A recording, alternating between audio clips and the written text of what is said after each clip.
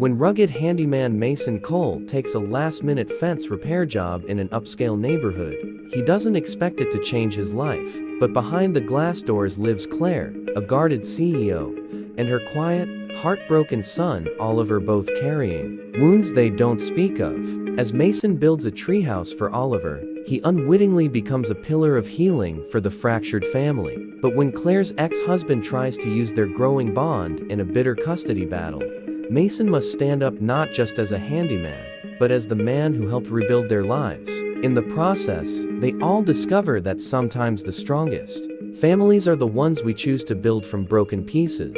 This is a story you will want to sit back and enjoy. Before we start, I would like you to subscribe, like and comment on this video from where you are watching from. Your support helps us bring more powerful stories. Let us begin. Mason Cole had long since grown used to silence, the kind that fills empty rooms and follows you even outdoors. So when the only sound breaking the quiet was the sharp crack of his hammer against old wood, he welcomed it. This neighborhood, with its manicured lawns and quiet gates, wasn't his usual terrain. Still, a last-minute call had brought him here, to the east fence of a home too polished to still. The homeowner barely greeted him, just a woman in black slacks and a pressed blouse, her hair pulled so tight it looked painful. She disappeared behind a glass door with a murmured, "Backyard, east fence," but the stillness fractured the moment Mason overheard a child's voice, soft, trembling. "Mr. Bear, do you think mommy still loves daddy even though he left us?" Mason froze mid-swing, peeking over the fence. A little boy sat cross-legged in the grass, clutching a one-eyed teddy bear like a lifeline. The child's hoodie was too small, his words too heavy. "She doesn't cry when she's fixing stuff. That's when she looks brave." Mason's hammer slipped from his hand, startling the boy. Their eyes met his and Oliver's, and in that instant, something shifted. Pain recognized pain. It was no longer just about wood and nails. Mason kept returning, not for money, but for the little boy with too many questions and not enough answers. Oliver followed him around the yard like a shadow, watching every move, asking things no 5-year-old should ever ask. "If I build stuff, will daddy come back?" Mason didn't lie. He couldn't. "Sometimes when we fix things," he said, screwing a board in place, "we fix parts of ourselves too." Claire, the mother he'd learned her name, now watched from the window, always from a distance, always pretending to sip coffee she never drank. Her silence was armor. Mason had seen it before in his late wife. He knew that kind of tired too well. Then one evening, Claire surprised him. "I made iced tea. If you and Oliver want a break." Inside the kitchen, drawings on the fridge caught Mason's eye. One had 3 stick figures, a woman, a child, and a man with a hat. 3 hearts floated above them. "He made that after your first visit," Claire said. "Said he made a new friend. The one with the sad hammer." Mason smiled faintly. That was fair. The days blended together, Oliver laughing more, Claire lingering at the door a little longer, Mason packing sandwiches and juice boxes for 2. The treehouse slowly came to life. Each nailed plank another unspoken word, another unburied piece of grief. One afternoon, Claire invited Mason to dinner. The pasta simmered, the kitchen felt less like a showroom, and for once, Claire opened up. "The last man who sat here told me I was failing as a mother, working too much."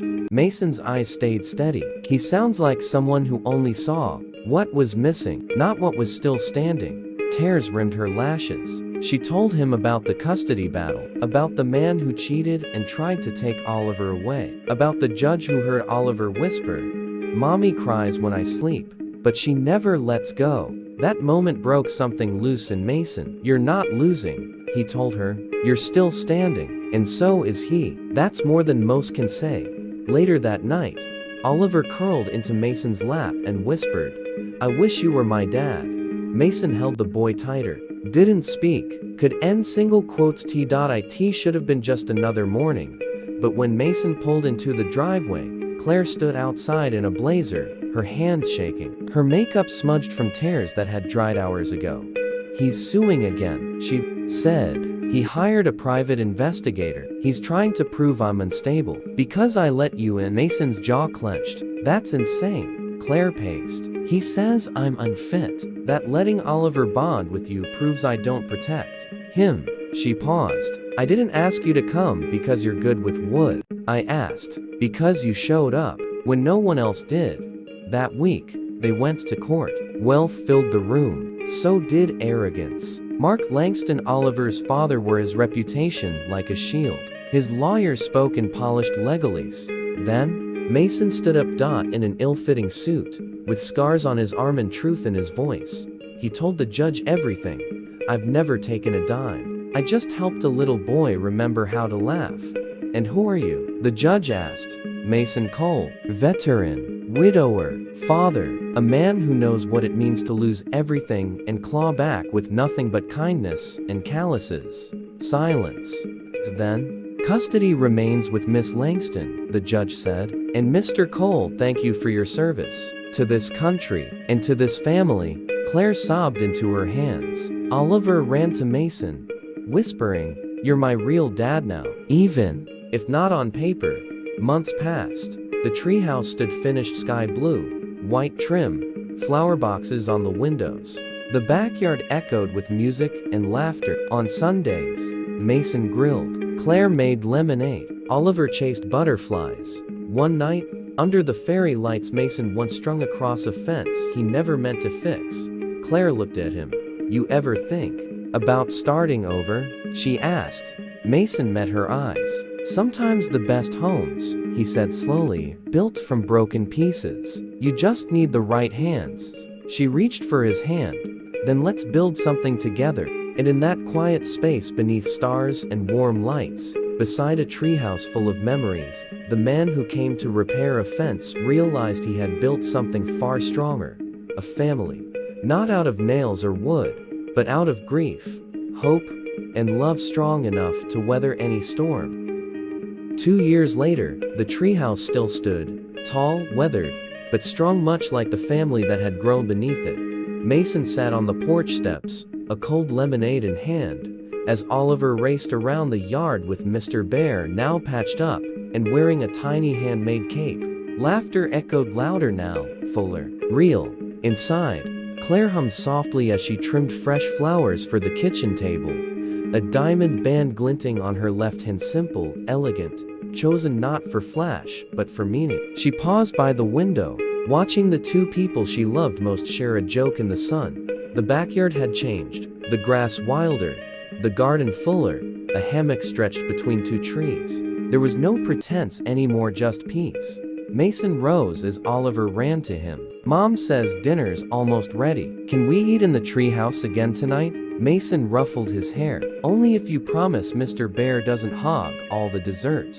From the door, Claire called, and only if you two promise not to spill lemonade all over the blueprint table again.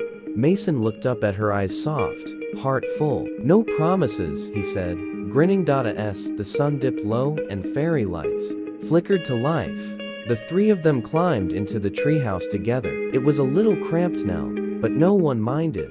Because home wasn't a place. It was a feeling one built slowly, lovingly, from broken things and second chances. And under the sky on brave days, they had finally found theirs.